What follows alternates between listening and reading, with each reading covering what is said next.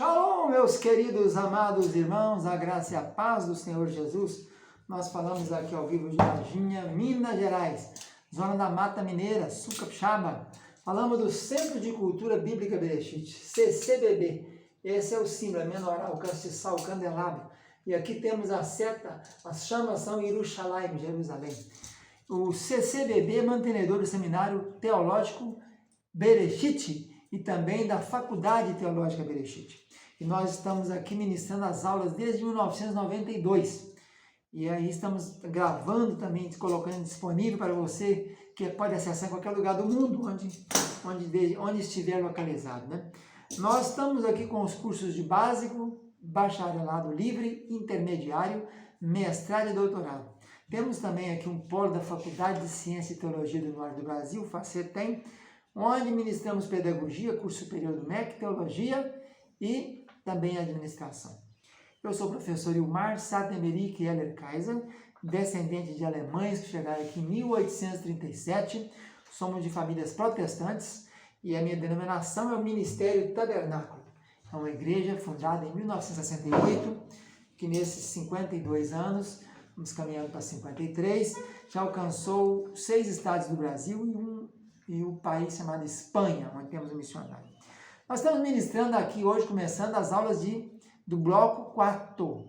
O curso base de teologia são 6 blocos, nós estamos no bloco 4. Essa aula é a aula de homilética do bloco 4. Vamos começar com a introdução. O que é homilética? Homilética, parece omelete, né? Omelete é um batido de ovos, né? Mas a homilética é a arte de pregar. É preciso entender que não pode confundir exegese com hermenêutica, com homilética, com retórica. Vamos esclarecer isso aqui nessa introdução. Exegese é a escavação do texto. Exegese é tirar de dentro, colocar para fora. Então você está em um buraco, vai fazer um buraco. Exegese é cavalcar, é procurar o que está dentro do texto. A hermenêutica, já de hermeneu, é interpretar o que você escavou, é analisar. Então você está fazendo na mina, uma mineração.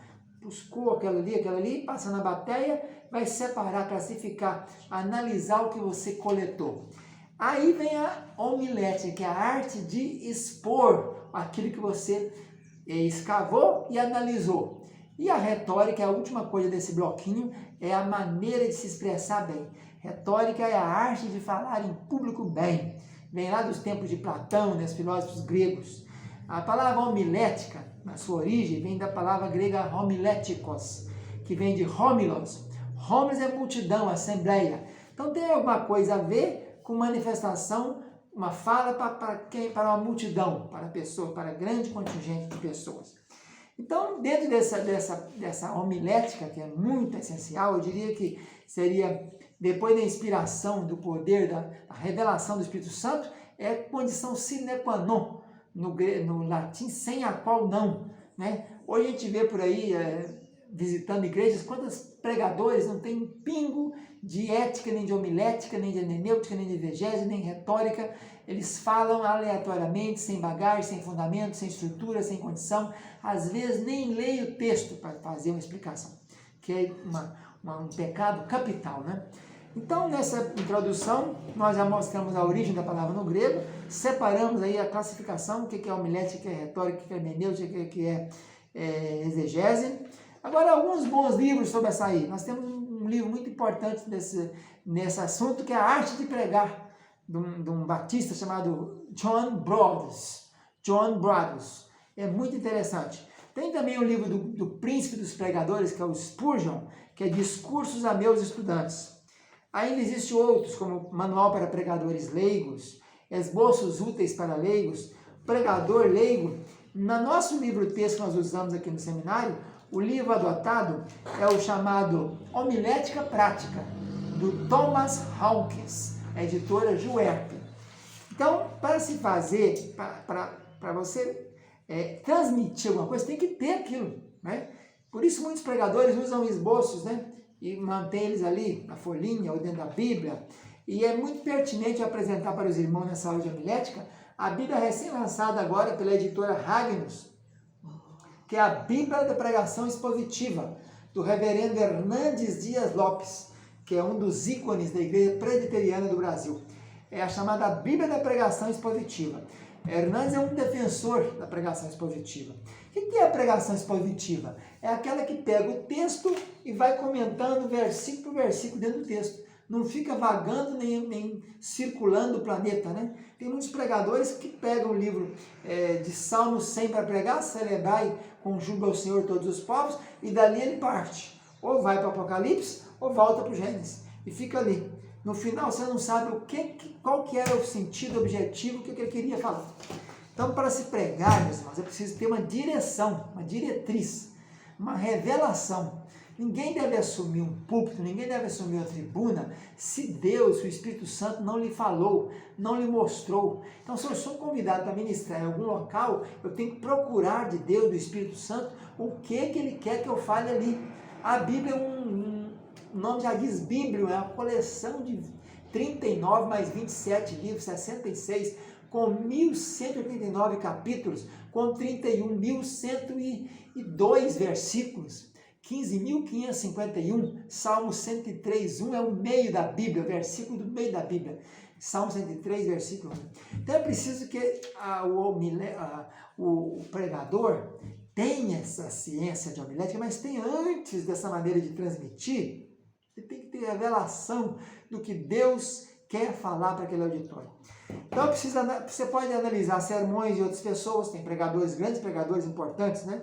Você tem Spurgeon, tem Moody, tem Carl Hall, tem Billy Graham, grandes evangelistas, né? Tem Finney, tem tanta, Winterfield. Você pode examinar para você aprender, para você tomar tato, né? Para você pegar hábitos de pregadores, né? E hoje em dia, até, aliás, é muito fácil conhecer um pregador, né? Geralmente, no meio pentecostal, o pregador é aquele que fica falando e vai assim, no ponto culminante, né? Tum! Ele dá uma explosão, aí quem pode levantar a mão, quem está entendendo, quem está não sei o quê, quem pode dizer amém, e fica assim, né? Fala pro seu irmão aí, fala aí, será? Então, esse é um hábito que tem aí nos pregadores, geralmente pentecostais, né? Já os pregadores tradicionais, eles mantêm mais a linha, eles não têm muita alteração na entonação da voz, e geralmente eles seguem o esboço literalmente. Paspa um sermão escrito, atentar a maneira de expressar. O sermão tem que ter tema, né? Qual que é o tema? Por que a facilidade de se colocar um tema no sermão? Porque a pessoa vai se lembrar sempre daquilo, né? Eu tenho uma prédica que eu fiz há muitos anos atrás, deve ter uns 30 anos, mais ou menos. Esse ano eu completo 34 anos de ministério pastoral. Eu preguei em muitos lugares do Brasil aqui, talvez uns 5, 6 estados, em mais de 500, 600 cidades. Também preguei nos Estados Unidos, em Israel. O tema, é um tema famoso meu, que muitas pessoas ainda se lembram até hoje, é o Cordeirinho.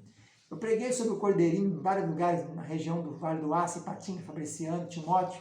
Preguei aqui na região de Lajinha, preguei no Rio de Janeiro, na Taquara, na Baixada Fluminense. Então, o tema ele ajuda muito a você mentalizar aquilo e nunca esquecer, né? Eu preguei também muitos anos atrás aqui, quando eu pertencia à Igreja Maranata, muitas prédicas sobre Jó, na região de Una. Até fiquei conhecido lá como o homem do Jó. Eu sempre pregava a mesma coisa. Prego muito também sobre Cantares de Salomão, que é xirologia, ciência que estuda cantares. Então você se torna referência naquilo se você se especializar em determinado tipo de pregação.